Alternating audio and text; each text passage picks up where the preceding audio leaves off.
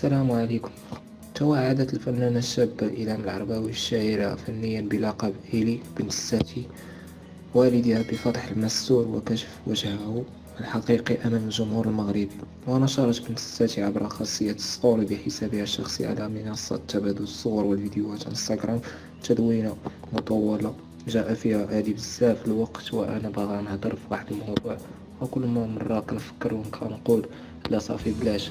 دابا كنظن جا الوقت بزاف اللي الناس ما كيعرفوش القصة الحقيقية، غير سامعين التخربيق والهضرة الخاوية اللي كانت كتقال عليا. ولكن دابا جا الوقت فين غتبان الحقيقة ديال كلشي. وأول حاجة هي القصة ديالي مع بابا عبد العزيز الساتي.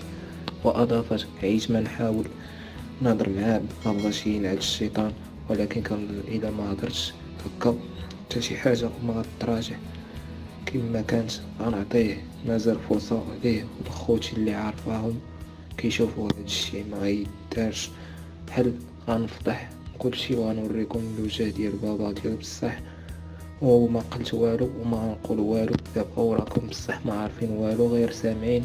الا جيت نعاود ليكم المغرب كامل غيبكي. ويشار إلى أن تدوينة إيلي تم تداولها عبر نطاق واسع عبر صفحات الانستغرام والفيسبوك، وأثارت جدلا عارما في صفوف الجمهور المغربي ونشطاء السوشيال ميديا. ويذكر أن علاقة إلهام العرباوي ووالدها تعرف توترا شديدا لمدة سنوات عديدة، وصلت إلى حد القطيعة بين الأب وابنته في الصغر.